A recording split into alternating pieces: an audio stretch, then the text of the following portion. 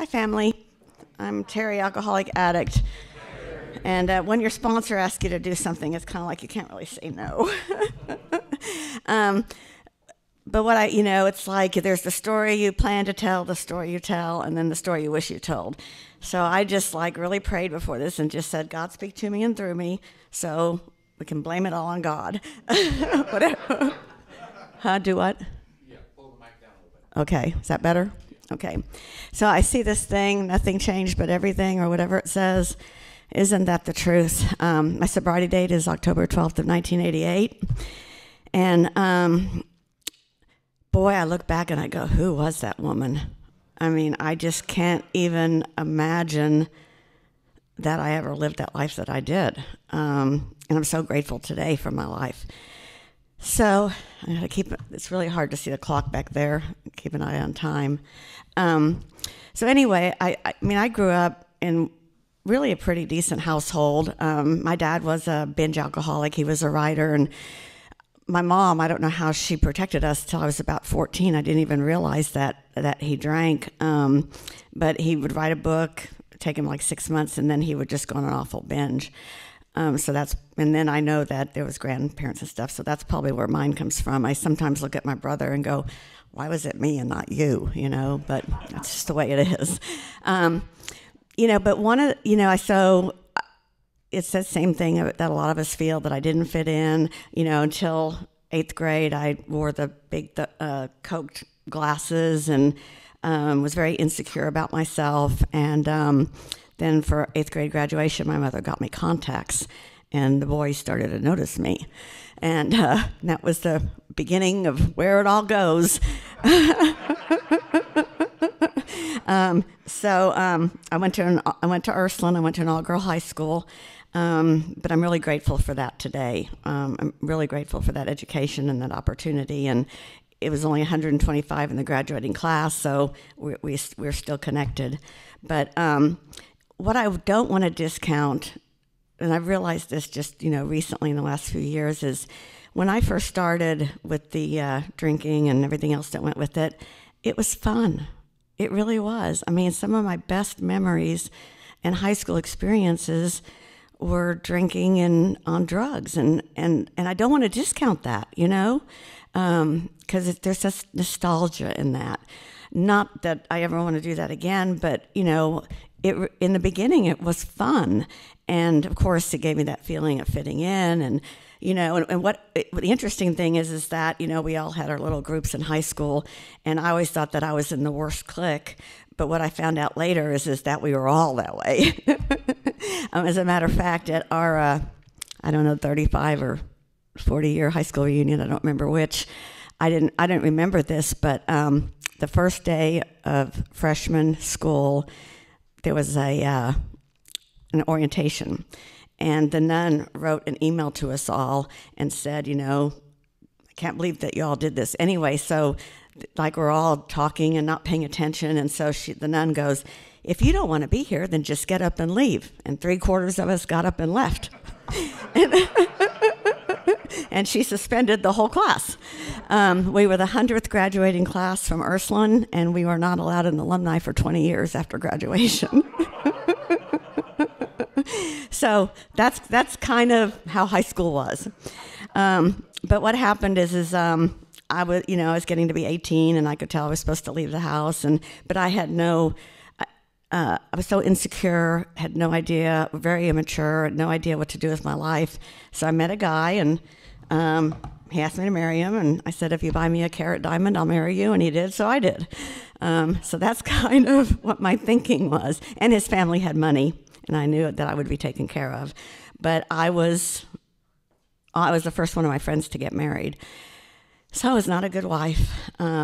We lived in Plano, and bless his heart, he was a good man, but my disease got worse, and I would come down to Dallas and go out with my girlfriends, and started coming home at midnight or 1 or 2 or 6:30 in the morning when he's getting up. And so 5 years later, he divorced me, and I don't blame him one bit at all. And I had no concept of money, and this was in 81, so money was a lot different then. Very generous in the divorce. He had bought me a 280Z. He paid it off. We sold the house, and he gave me $20,000, half the house. I mean, he was very generous. But I didn't have, like I said, any concept of money. And so that's where the real disease started to begin, because I went to work at Nick's Uptown, which was a club on Lower Greenville, and I was the door girl. And so instead of paying the $5 to get in, people would buy me drinks or give me drugs. And I'm like, looking back, it would have been a lot cheaper just to pay the $5, you know? So, but where it really got bad is when I moved in with a guy that was a stripper at the La Bear Club. and the other guy was a drug dealer. And that's when I was, and I'm sorry, drugs are part of my story. That's when I was introduced to the needle. And that's where it really spiraled downhill.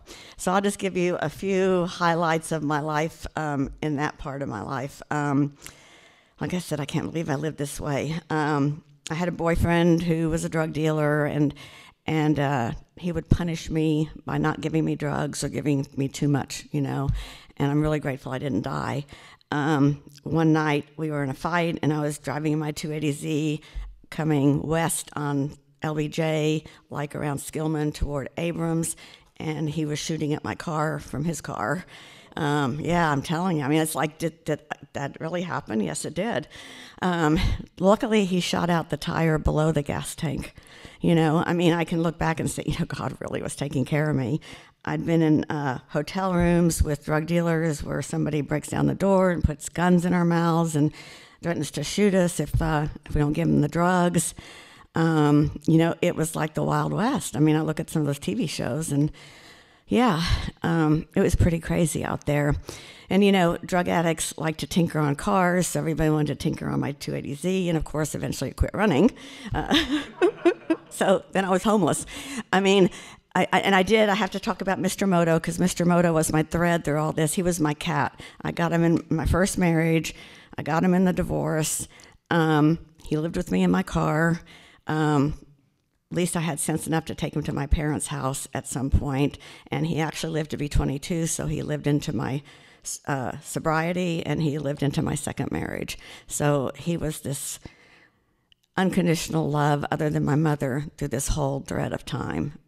So he was very special. But anyway, so I lost my car, and you know, so I started going to jail, possession with intent to deliver.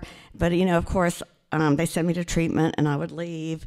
And I blessed my mother and my dad, because you know, they wouldn't hear from me. I mean, I'd be gone 6 or 8 months, and then I'd end up in jail and I'd get a phone call. Or I'd end up at their house to, you know, kind of even out for a few days, and then I'd be off again. So the boyfriend that was shooting at me, every time I got put in jail, he got another girlfriend. And one time when I was in jail, he was with this woman who had 2 small children, and they were murdered. And I would have been with him. He was 29.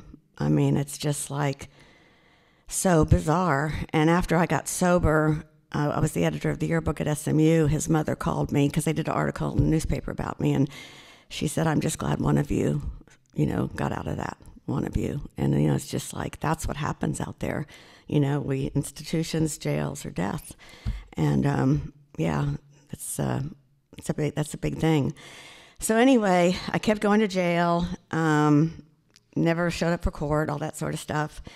And so the last time I got arrested, we were running credit cards at Valley View Mall with this boyfriend, and we saw that we were being chased by security, and so we ditched bags and ran out, and it's like you see on TV, like 10 squad cars, lights going, you know, here we are, you know. I had a feeling that I was not getting out that time. And, you know, again, bless my mom, you know, she didn't know she was enabling me, but she always, you know, got me out and all that sort of stuff. And, you know, I understand that. I was her daughter. And, but something, I don't know what happened, but this last time, she was not enabling me. And I'm really grateful, because that's what I needed. So anyway, I get put in jail, and this is where I look back on my life, and I don't know why I get scared that things aren't going to work out the way God wants them to, because they always do. but this is the miracles that happened, and what happened, what it was, how I got sober. So I ended up in jail, and with 7 felonies, and one of the guards said, you're going to be in here for a long time. If you want help, we have a substance abuse program. Long waiting list, but you might as well sign up for it. And, every time I'd gone to jail, I'd never done anything different. And looking at sobriety as this, or changing my life or whatever, this unknown, it was a black abyss. Like, I can't imagine my life without drugs, even though at the end it was like I didn't want to do them, and I did them, and back and forth, and all that, and alcohol is all tied into there, and it's, I wanted to die. So I signed up for the substance abuse program, and the next day I got moved into the AA tank, and it was 2 tanks, 8 women in each tank, and so we had a class on Friday about substance abuse, and then we had these wonderful women that brought the meetings down there. And when I found out that they weren't getting paid, it's like, why would they come down here and want to help people like us, I didn't feel like I was worthy of being saved. I'd robbed houses, I'd stolen cars, I'd done all these horrible things, and I wasn't worth saving, So I ended up getting a 10-year prison sentence. I don't belong in prison, but I do belong in prison, It's kind of like, so, and I remember Kathleen was at that meeting that night, and it was on acceptance, and I just cried that whole meeting. And of course, like Kathleen says, you never want to ask, because it's not good. But she did give me her phone number, and the reason why she gave me her phone number, and I have experience with this because I did the jail meetings for a while, is they usually don't call. So it's safe to give them your phone number. So anyway, what happened was I continued. For the first time, I made a decision that I would try this AA thing. And if it worked, my safeguard was, I know that way of life. I can always go back to it. It's there. I've never done this. I've never tried to change. So while I'm in jail, why don't I work the steps? Why don't I read the book? Why don't I give it a shot? And worst case scenario, I can go back, it's still there. So that's what I did. So then, and I have to tell you about spending Christmas in jail. I think I'm so grateful for that experience, and I'm so grateful for the jail experience, because I used to watch I was in Decker, and we faced Stemmons Expressway, and I would watch that 5 o'clock traffic every day. And I told myself, if I can ever sit in traffic again, I will not complain. It is a privilege. It means I have somewhere to go. It means I have a car. And in 33 years, I have not complained about being in traffic. It is a privilege, y'all. It is a privilege. It is a privilege to breathe fresh air. It is a privilege to have a pillow to sleep with at night. I travel with my pillow. So spending that time in jail really put a gratitude for freedom for me. And I've always kept that close in my heart, always. And I think subconsciously that Christmas in jail was the first time I thought about other people, because we as an AA group, we took some Kotex, and somebody used toothpaste and made themselves a beard to be Santa Claus. You get creative in jail. You use M&Ms, and you put them in water, and you take matchsticks and you fan them out for paintbrushes, and then you use the color from the M&Ms to paint, so you can make people cards. You use coffee grinds or ashes for mascara or eyeliner. You use the red on the Tide, and scrape it off for blush. Learned a lot of things. I should write a book. So anyway, we made everybody in that section of the jail gifts for Christmas. Put them in a sheet and took them into the day room. And it wasn't conscious, but I think it was the first time that I thought about other people than myself. So anyway, I get called back to court in February. Oh, God, another case. What's going to happen now? Got to hurry. The judge, there's no way but God, y'all. There's just no way. The judge reversed my 10-year prison sentence and sent me to treatment. 7 felonies. I asked my mom, did you do something? And she said, no, I was as shocked as you, because I thought somebody had to hire a lawyer. How would the judge even remember me after 4 months to pull me back? So anyway, real quick, he sent me to treatment. I got in trouble for messing around with the boys, so I got kicked out of treatment. We get sober, not well, okay? So I thought for sure I was going to prison, but they forgot to put in my probation papers that it would violate my probation if I got kicked out of treatment, so they put me on house arrest for 6 months. How does that happen but God, that I never went to prison? My dad was dying at the time. He died at the beginning of June. I would not have been able to go to his funeral if I had been in treatment. I got to spend that last 2 months with him. I got to tell him I loved him. I got to do things for him.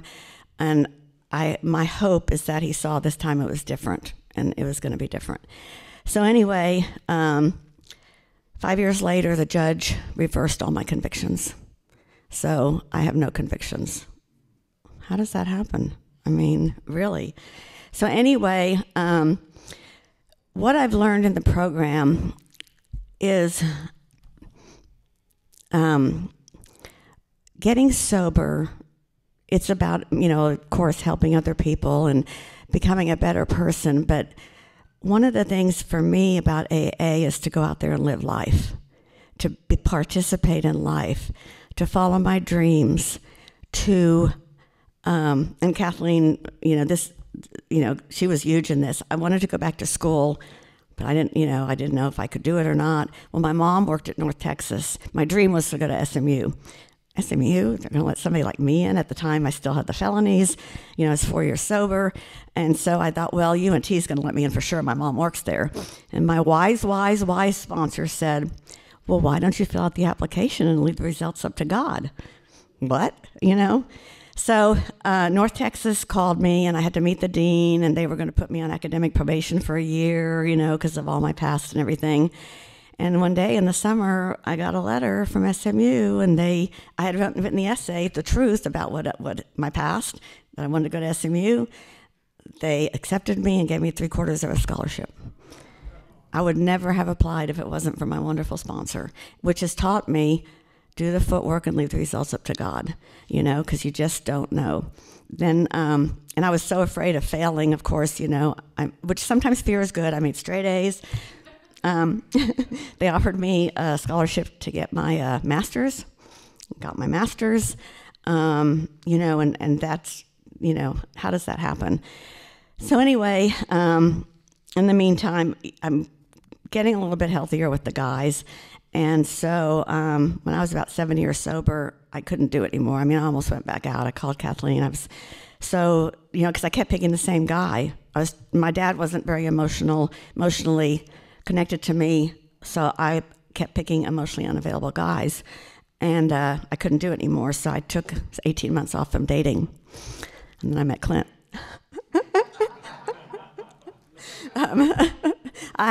We went to a Christmas party, and they were giving away free ads in the Dallas Observer, and so my friend and I thought, what the heck, so I put an ad in, said no drugs or alcohol. Clint saw it.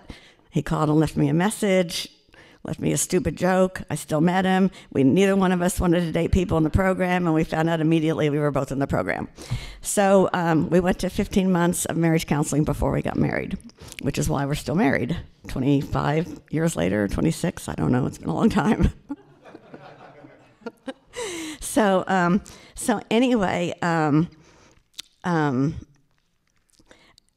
with my father, the healing that I did with my father is, I tell my sponsees this, because a lot of us don't get along with our parents, or the relationships can't be repaired, or it takes a long time to repair, or we don't understand why they're not giving us what we need.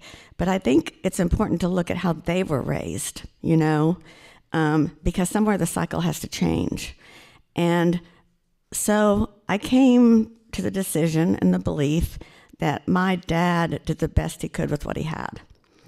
Nothing against me, because I always thought it was me, but it wasn't. It was my dad, and so I made really peace with that, So let's see.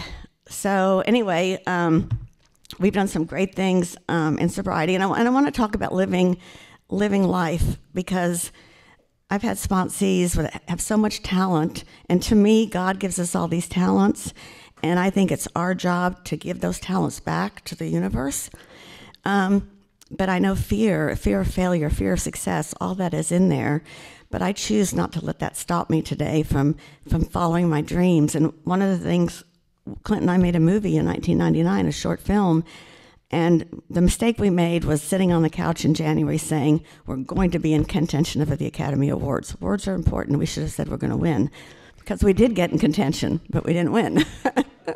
So, and that's another thing I want to talk about is in early sobriety, I really had to start paying attention to what I was telling myself, because I talked to myself. I hated myself. And so I really made a conscious effort to change that thinking. And every time I thought something horrible about myself, I would try to turn it to something positive. And actually, I have a committee, and for me, I've named them all. I know what they look like. I know if it's the little fat man baiting on the table that's mad, or the baby that's in the crib whining and crying, or if it's the, sexy executive, or it's the beach babe, they're all in there. Well, I figured if they're going to live there, I'm going to know who they are, So,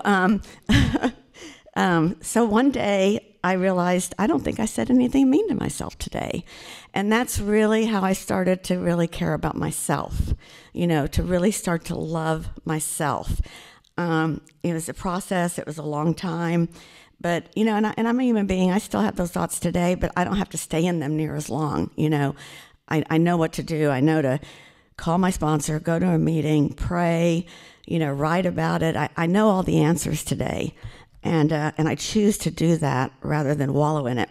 I got sober at Aquarius, and they had this great chair. I wish I had it. It was a chair, but the seat was a toilet seat. And so it would be like, anybody's whining, and immediately like, go sit on the pity pot, I think that was great visualization for pity pot when I feel sorry for myself. So anyway, one of the things that, for me personally, that I wanted to do was I wanted to get a PhD. But what was I going to get it in? I mean, history or whatever.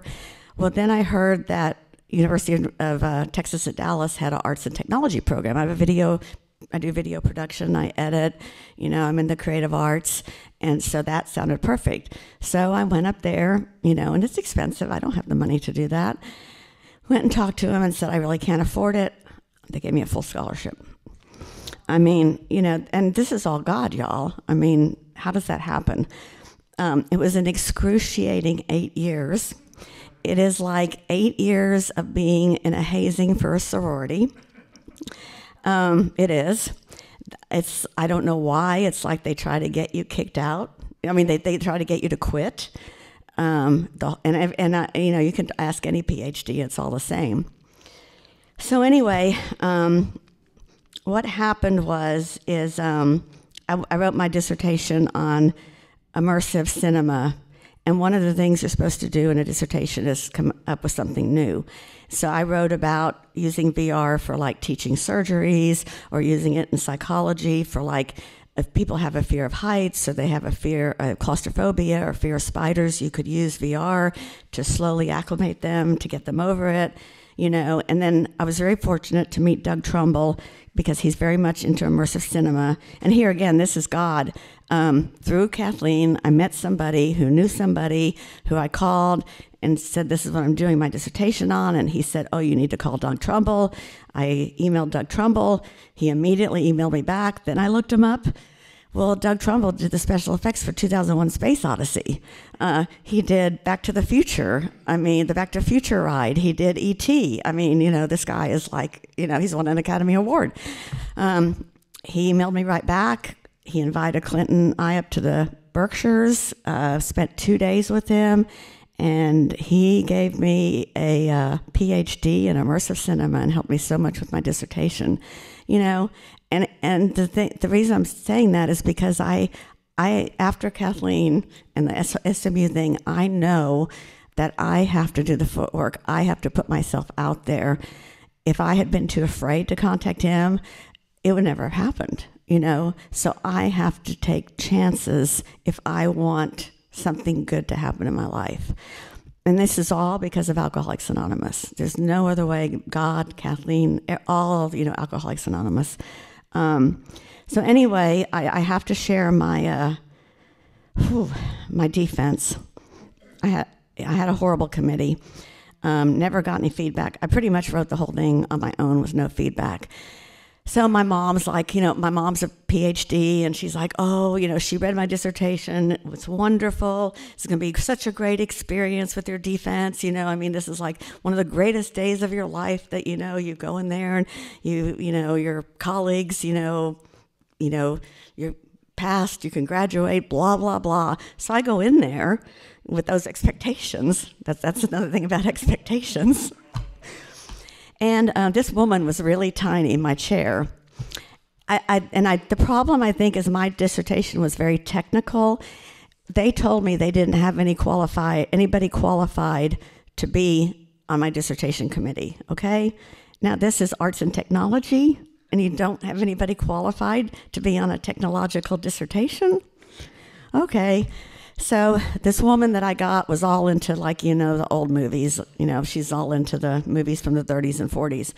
So I go in there, do my presentation, then you have to go out, and I could hear them yelling. They were yelling at each other. And I'm calling Clint going, oh my God, I can hear them yelling, And so I go back in there, and this woman, like I said, she's tiny. I swear to God, this is exactly what happened. She goes, well, we were going to fail you outright, but you've been here so long, we're going to let you pass. But you have to write a chapter saying everything you said in your dissertation is not true. I'm like, so I've got this 30 seconds to go, oh my God, do I keep my dignity and respect and say, no, I believe it's all true and walk out of here and lose 8 years?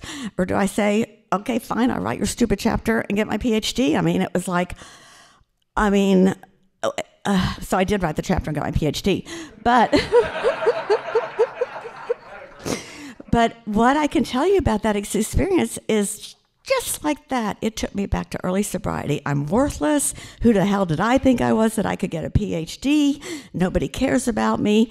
I should just die. I'm not a worthwhile human being. And Kathleen kept calling me after that saying, well, when are we going to have a party? When are we going to have a party? And I finally said, Kathleen, I don't deserve a party. And that's really, but I'm glad for that experience because it showed me how quick this stupid alcoholic thinking, I let this woman do that to me. So anyway, what I can say with great pleasure is that I received a letter from ProQuest saying that I'm receiving royalties for my dissertation, which is unusual. And I've been cited in over 200 papers. So I wanted to send that email, but Kathleen wouldn't let me. So I'm going to get into the next part about my mom dying. But what happened is my mom died. And so I thought of the perfect way to give them that little screw. So I emailed them all and I said, I just wanted to let you know that my mom passed away, and I'm so grateful that she lived long enough to see me get my PhD and to see me cited in over 200 papers and receive royalties for my dissertation. So, God gave me away. But it was still, I'm not going to lie, it was still, it wasn't done with the right intentions, but that's okay. I'm a human being. So anyway, I want to talk about my mom. Oh my God, this last 6 months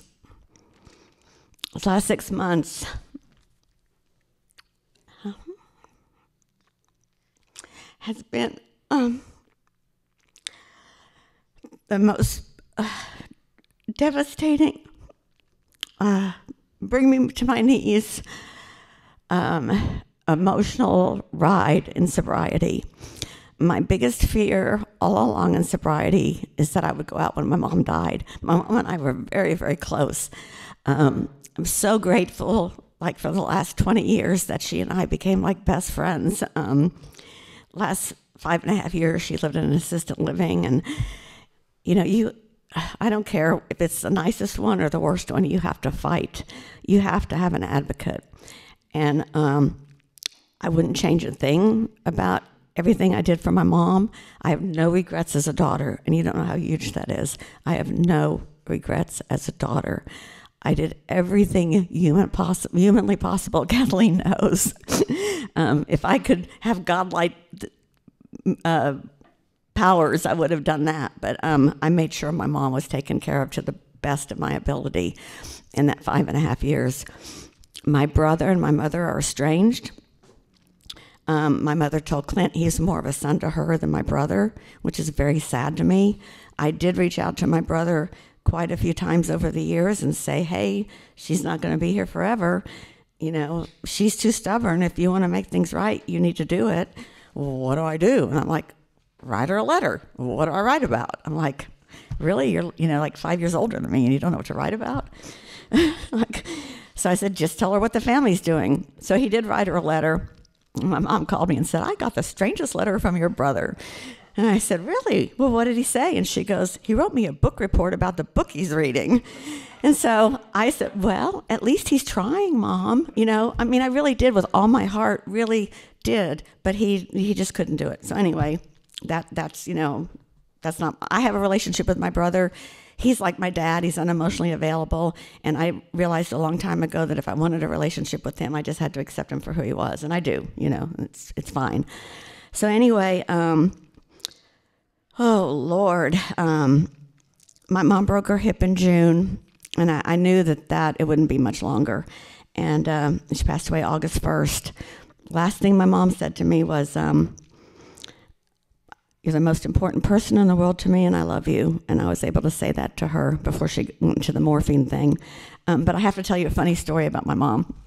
Because Kathleen, some of my AA friends, they were wonderful. They had a friendship with my mom outside of me, and they'd go visit her and stuff. So when my mom first got on the morphine, I go up there one day, and she goes, you need to tell all your friends that are sober that I really respect them, because it's so much easier to say, just give me another. And I was like, well, I'm glad you finally understand, Mom. So I'm grateful she had that experience, because and she said, nobody should ever be a psychologist or treat anybody with an addiction unless they've had it themselves, because they just can't understand. And she was a psychologist. So I'm grateful she had that experience before she died so she could understand. But anyway, I had to wrap it up. So my mom, and this is another God thing to me, Baba, a lot of us know Baba, Kathleen's sponsor, my grand sponsor. So my mom was taken to T-Boone Pickens. Oh my God, if you ever have to have anybody go into hospice, that is the place. So peaceful, so serene. I'm so glad my mother passed away there, because, the assisted living facility just, Anyway, my mom was taken there on Thursday, and she passed away on Sunday. And a lot of my grief with my mom is tied up with Baba, because exactly 1 week later, on Thursday, Baba was taken to T-Bone Pickens in my mother's room and passed away on Sunday. 1 week. I was up there visiting Baba on Friday, the week after, my mom, and the nurse comes in and she's like, I know this isn't my mother. I'm not going to be here every week thinking whoever's in here is my mother. So God, and then it just was like boom, boom, boom. My friend Karam's dad died. Frenchie, our wonderful, wonderful Frenchie, Clint's sponsor, he passed away this last 6 months. What I want to say about my mom dying is that I didn't go out. It never was an option, but I got so depressed and panicky and devastated that I was wandering around the house.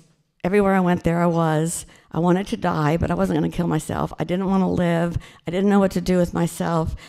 I couldn't stand the feelings, but I also know from AA that we have to embrace the feelings. So I chose to embrace them, because I know if I don't, they're going to come down the road. So I just embraced them. And I did what's talked about in the big book. obviously talked to Kathleen. I went to see my doctor, and she put me on some medication it's not addictive. It's just to help me get through this, this grief, which I'll be taking off in March. I did a grief class for 6 weeks. I did what I know to do in the program. And I can say that I'm always going to miss my mom. I think about her every day. I don't know if that will ever stop. And it's okay. I don't want it to. I miss talking to her, but I know my mom. She lived to be 98. She had a wonderful life. She was cognizant till the end. And what a gift that I got to spend so much time with her and be there for her and be the daughter I always wanted to be that I couldn't be back then. What? Oh yeah. Okay, real quick, the last thing, I know I got to stop, is the next venture that Clint and I are on when the pandemic hit is we've had a dream for 20 years to write children's books. The concept is celebrating our differences in diversity with inclusion. It's all animals, Dr. Alkin and the home team. And the concept is in every book, an animal will have a difference or a disability that becomes their superpower. And my osteoporosis doctor gave us a small amount of money to get us started. Her brother has a relationship with a printer. We have our first 2 books. The 3rd book is being printed. The 4th book, the illustrations are being done. And this is what I'm saying. I don't know if they're going to be a success or not, but we're taking the chance. We are putting it out there, leaving the results up to God. Our fulfillment center hires adults with disabilities. And so, if this is what we're supposed to do, then, God's in charge, but we feel like it's on our heart. 10% of the proceeds will go back to charities. So, this is our next venture in life. It's like Clint's going to be retiring, and they say to retire to, not from. So we're retiring to. And my mom got to see the book before she died. Yeah. So, okay. Thank you guys so much. I'm glad it's over.